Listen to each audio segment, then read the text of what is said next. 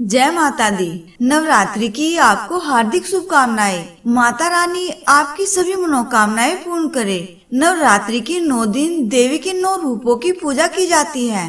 माँ के हर एक रूप की अलग महिमा भी है। नवरात्रि के तीसरे दिन माँ दुर्गा के तृतीय स्वरूप साहस और वीरता का एहसास करवाने वाली माँ चंद्रघंटा की पूजा की जाती है।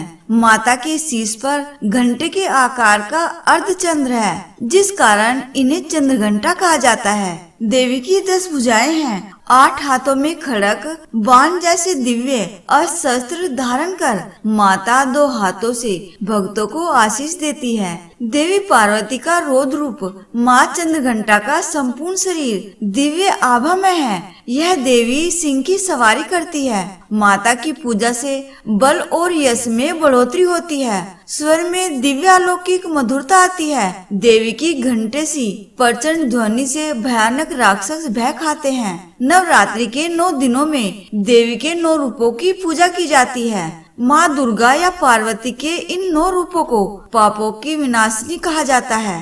माँ अपने भक्तों को पाप मुक्त करती है। चलिए अब शुरू करते हैं माता की यह पावन कथा। धार्मिक ग्रंथों में इनसे जुड़ी पौराणिक कथा की बात करें तो प्राचीन समय में देवताओं और असुरों के बीच लंबे समय तक युद्ध चला।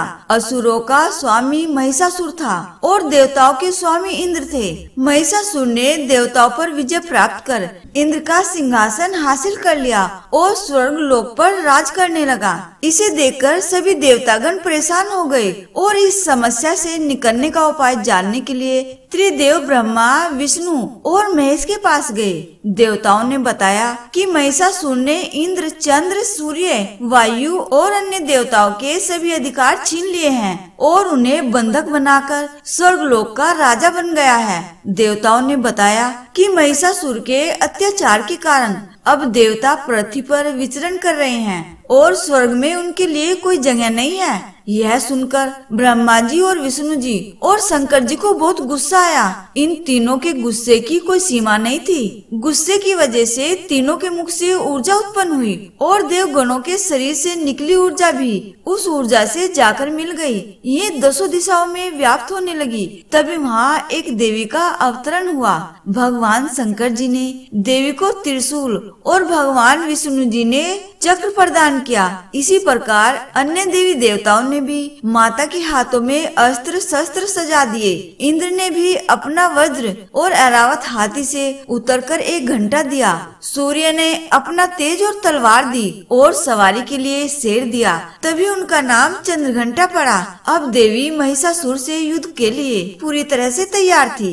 उनका विशालकाय रूप देखकर महिषासुर ये समझ गया कि अब उसका काल आ गया है। महिषासुर ने अपनी सेना को देवी पर हमला करने को कहा। अन्य दैत्य और दानवों के दल भी युद्ध में कूद पड़े, लेकिन देवी ने एक ही झटके में दानवों का संहार कर दिया। इस युद्ध में महिषासुर तो मारा ही गया, साथ में अन्य बड़े दानवों और राक्षसों का संहार भी माँ के हाथों ही हुआ।